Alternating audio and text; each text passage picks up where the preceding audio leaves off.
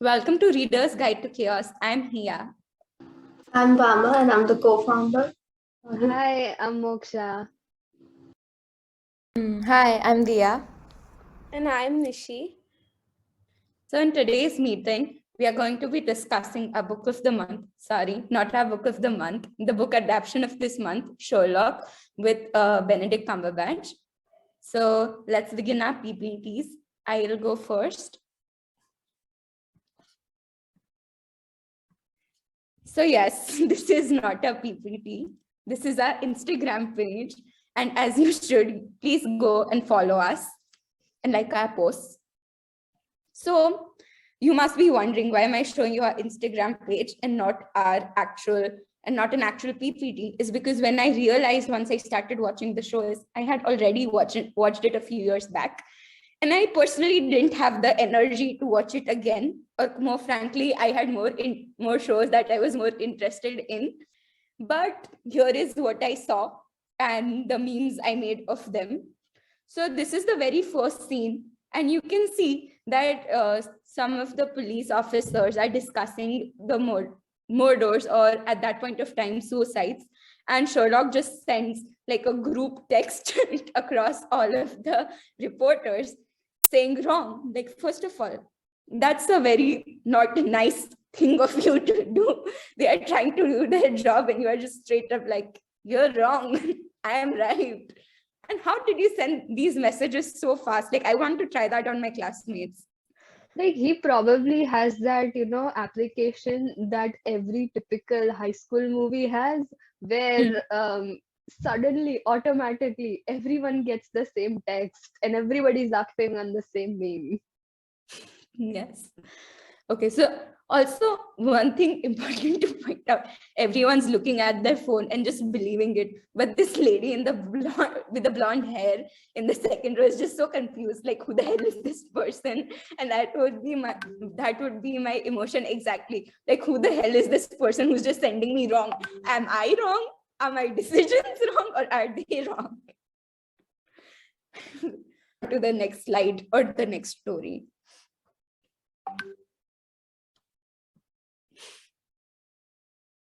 Also, we went on to our join us page, join us highlight. You should definitely go and fill that Google form and join us. Not me putting in fake. I cannot believe this is turning into a promotional presentation. Well, I have to add content because I couldn't make enough content on Sherlock. Now I'm going to promote our group. This is feeling like an advertisement for our book club. That happened again. You must join us now. Okay. A therapist says, you haven't returned a word, have you? So this is one of the points where the show shines in relatability. That is me, and that is my English teacher when I have to when I have to sign in an analysis on Shakespeare. I never start. And that is his response. You haven't written a word, have you? So here are some of my thoughts. We are just going to keep this open. So it somewhat seems like we have Sherlock in the background and it is relevant. Well, but you can't actually see Sherlock, so I guess that's on me. But my opening thoughts were, so they have a sister eventually in the later shows. I'm not going to say her name because I don't remember how to pronounce it. I did remember her sister because it was like a very vivid image I had in my head. She was in a glass cell playing the violin when her brother first met her in the show. And I'm just like, how does that happen? Why is she so calm? How did she end up there? And for the longest time, see, I do remember things. I just don't remember the details. So even though I knew what was going to happen, I didn't really know why it was going to happen or how it was going to happen, which would also be the point of watching the show, but well. So that happened.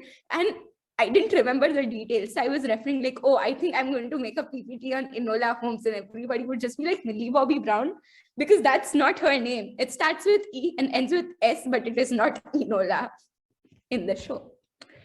Yeah. Another interesting thing I remember is both of them play the violin really well. But who plays the violin anymore? Or even in 2016 when the show came out, like, why didn't you just join an a cappella group if that's what you were going to do?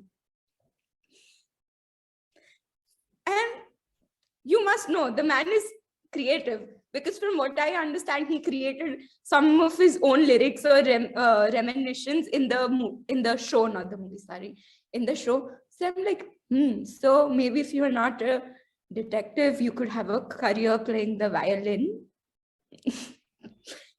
Alternate theories. Sherlock is so full of himself. He's also so rude. Like in the first episode, like in the part where I watched, one of the nurses, not nurses, but the lady who works at the morgue is trying to hit on him. So she wears the lipstick and comes, and he notices it. And then he's like, oh, do you have to go somewhere, blah, blah, blah. And then when she removes it because she realizes he's not interested, it's like, you look better before. Right now, I'm not making it sound so bad, but when he says it, I'm just, how dare you? The poor woman is trying to go be out there, and you are just like shutting her off. You have no respect for the That is, probably my theory is that Sherlock was asexual, and so that is why he never, picked up on those kind of cues. Yeah, I agree. I also thought he was. First, I thought he was asexual. First, I thought he was gay, but when I watched it recently, or the brief 10 minutes I watched, I thought he was asexual. But I guess when I first watched it, I didn't know what asexual was. Don't get me started on the queer baiting in this show, please. Moksha can go on and on about that. Yes. Okay. I also thought it was rude when she was like, do you want to go out for coffee? And he's like, yes, I'll have a black coffee with 2 sugars. Yeah, and he's so mean to his landlady. And you can be nice. She's your landlord, not your housekeeper. You're making her make tea for you. That's just rude. It's so sad that the way that like both Watson and Sherlock have treated Mrs. Hudson, like, please, that woman is the sweetest.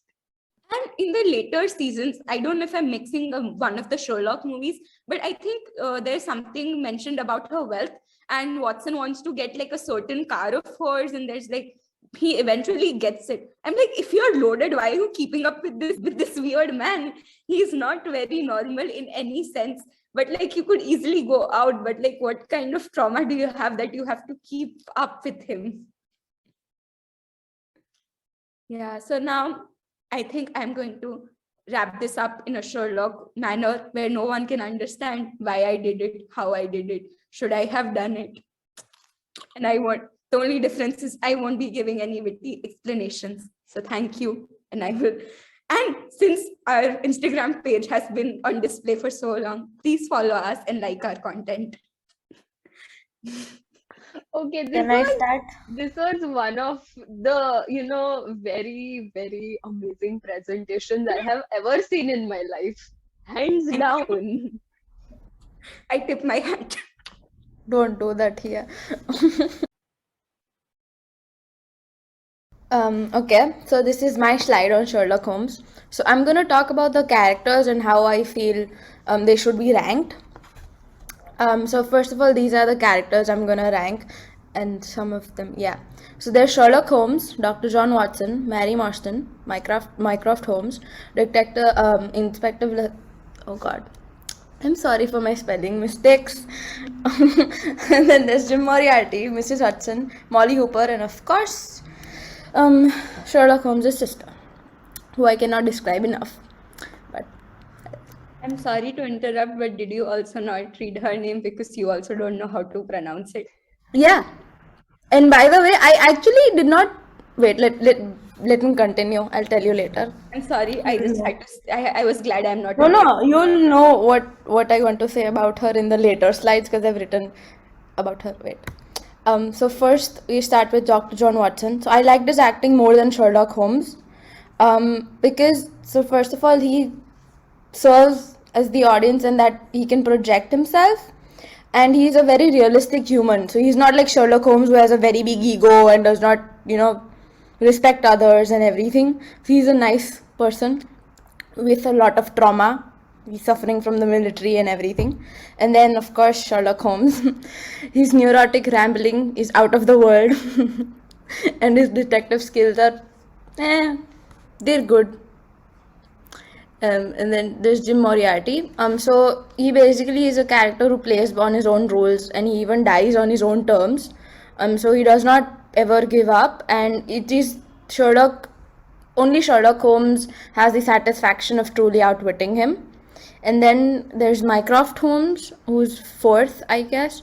And so he is a character who serves as an actual challenge to Sherlock Holmes, because in the whole series, there's no one who can actually challenge Sherlock Holmes other than his brother, Mycroft.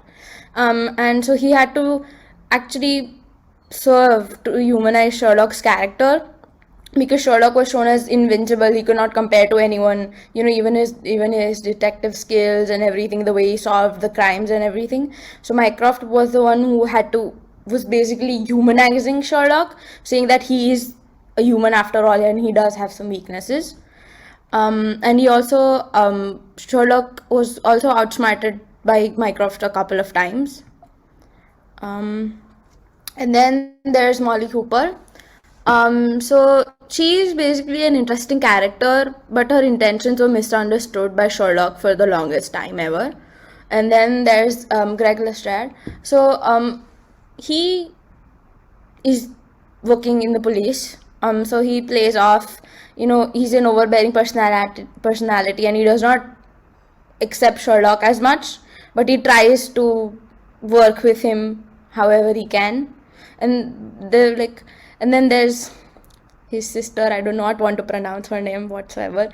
Like, I've not written nothing about her because I could not understand her. Like, I could not rank her anywhere. Like, she's just out of the world. And then there's Mary Watson.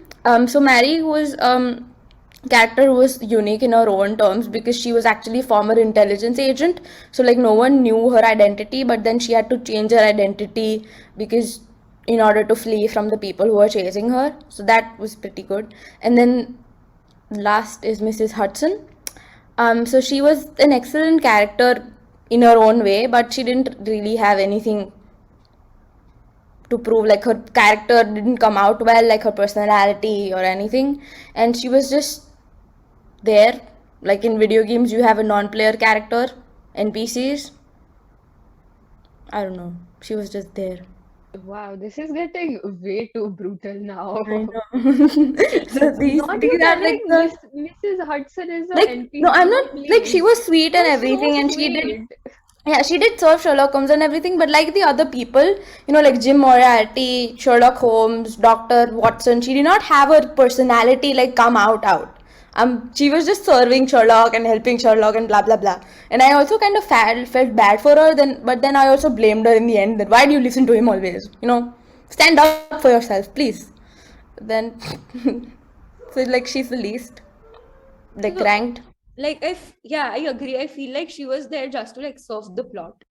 Exactly, yeah. So it did not bring out her actual personality or, set her apart from other characters. So that's why she's ranked the least. Like, yeah, this is it. Okay, so my thoughts are, this is what a proper presentation should be like, and somehow it's showing me your Shakespeare analytical skills. And I'm Thank like, you. what the hell did I just do? Okay, let's move on to the next Our one. English teacher would be so proud of you right now, Diya. Yes. Yes, he would so not be proud.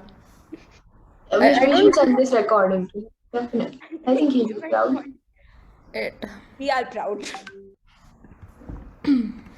Okay, so after that amazing, wonderful ranking, I am going to be, let's just say in good words, annihilate the show because, well, there is a lot to talk about it. And ladies and gentlemen, you have been waiting for this one because this is the review that you will ever, have for Sherlock. So let's begin.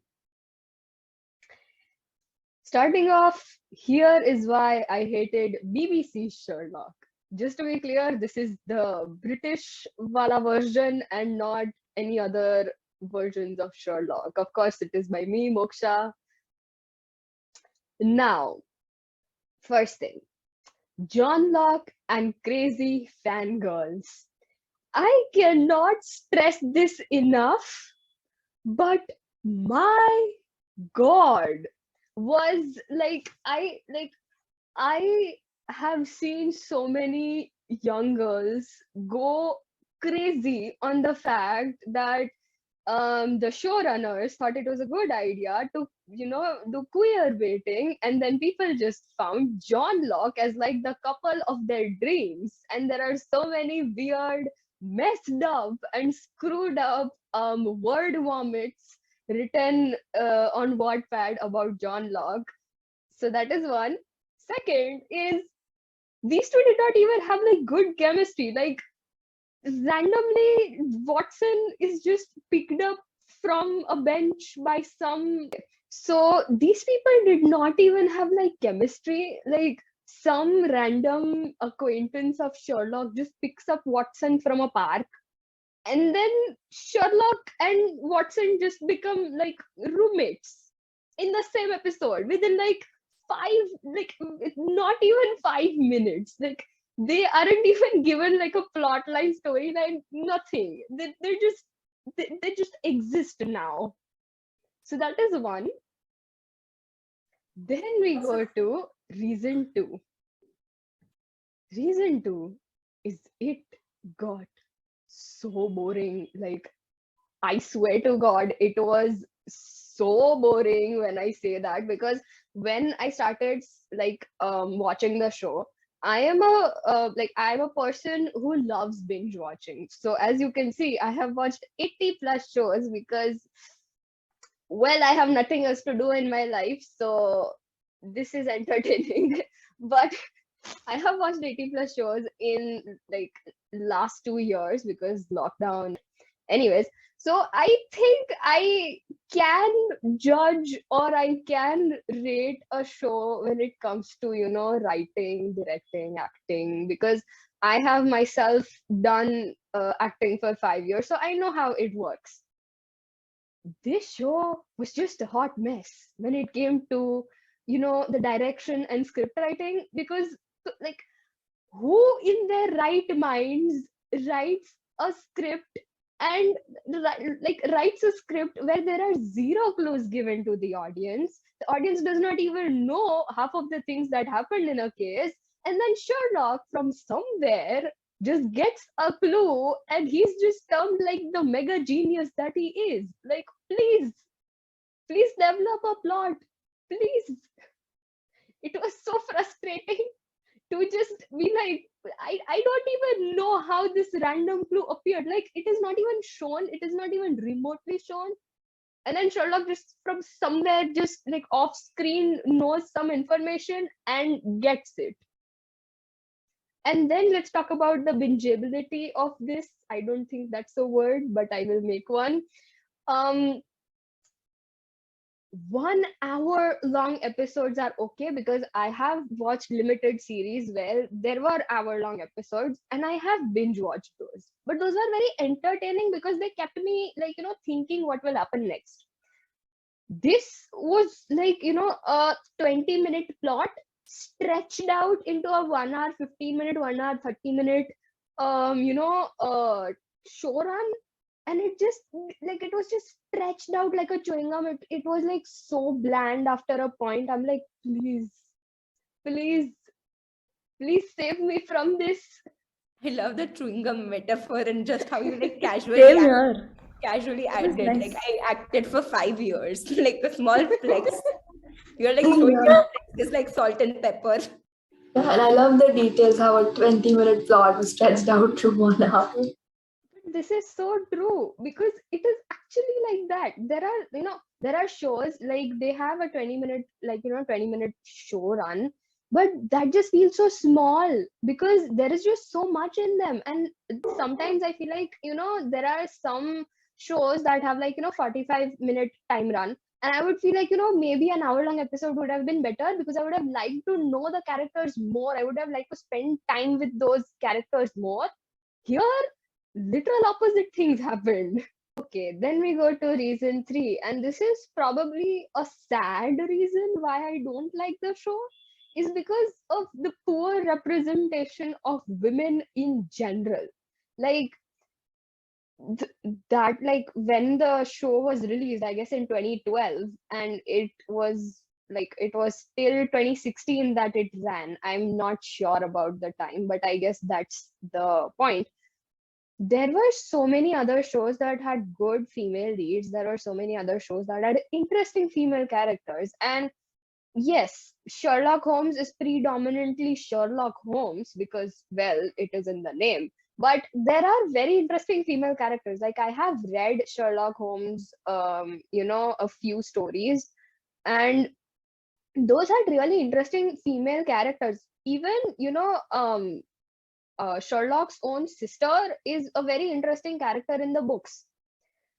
But here in the show, it is just sad because there are people like Mrs. Hudson that aren't treated well just because they were too kind to them.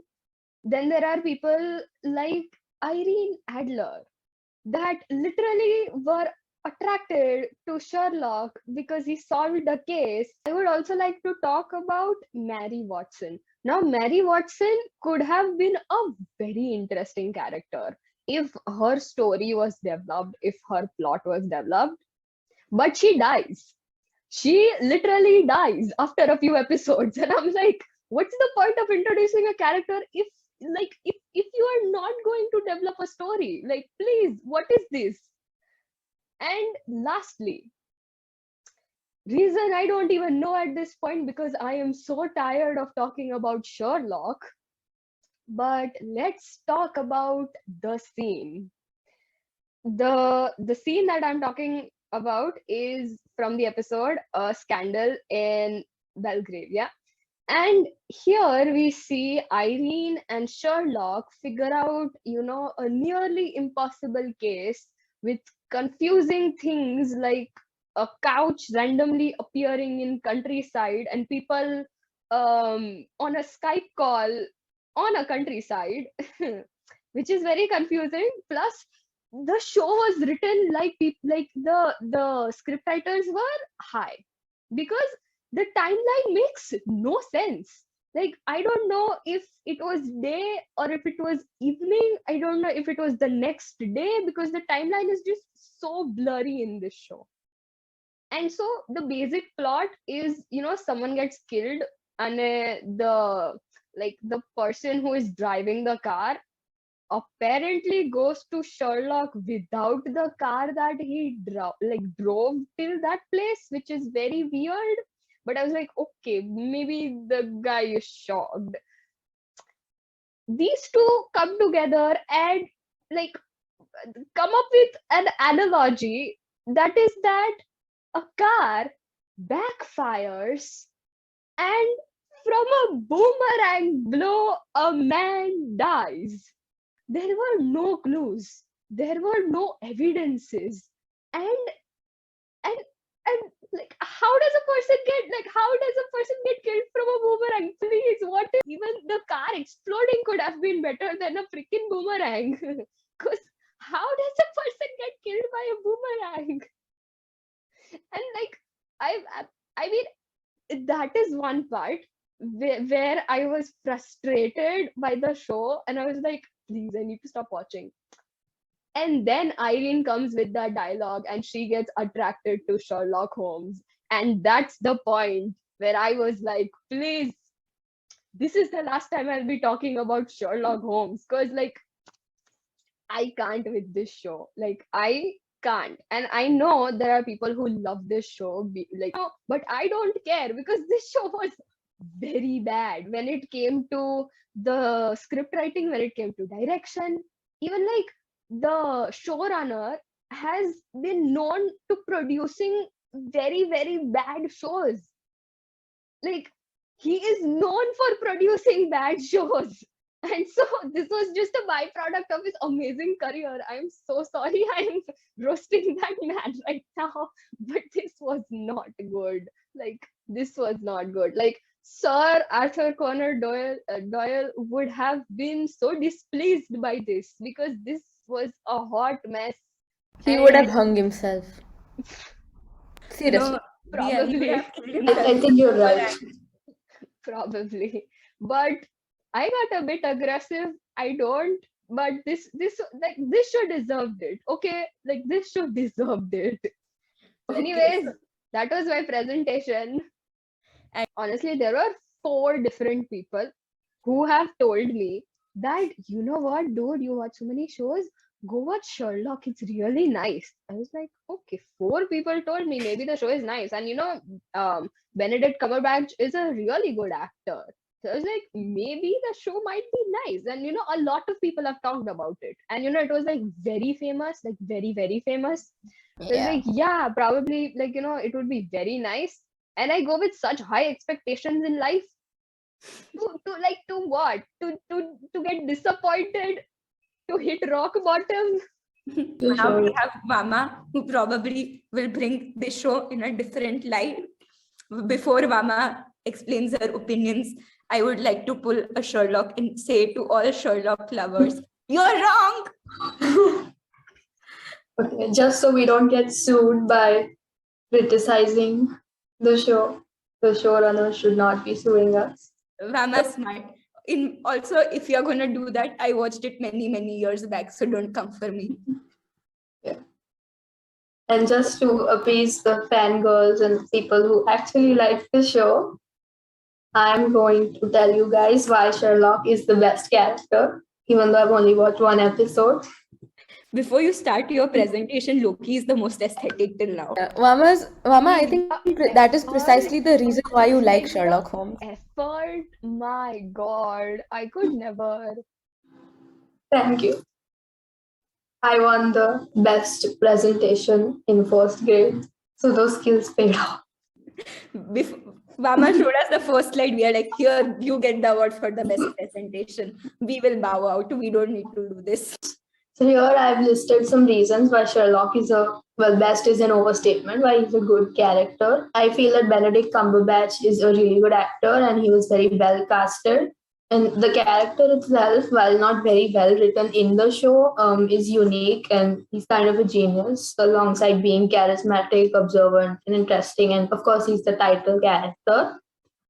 And I will say that he is funny, like especially in the pilot episode where there's been a 4th suicide and he jumps around saying, brilliant, yes, 4 serial suicides and now a note, it's Christmas. So he's extremely happy about this, which is kind of odd, but I think it shows his comedy chops. A career in stand-up probably won't do him any wrong. His sarcasm is really unparalleled. Like when he says, Anderson, don't talk out loud, he lowered the IQ of the entire street. I think that was great. And when he defends himself saying by he's not a psychopath, Anderson, I'm a high-functioning sociopath, do your research. I felt that was a really good way to turn a quip on himself. And I guess he kind of self-criticized, but in a very odd way, which is once again one of his character traits. Thank you. That was short and sweet, just how my presentations need to be, so my conversations. So now before Diya asks me to shut up again, let's end this meeting short and sweet on a note we learned from Vama. Thank you. Please follow us on Instagram. Go check out our podcast on Spotify, which is Left Unread. And of course, like our post, share, subscribe, comment, and tell us what you'd like to see from us more. Thank you. Bye.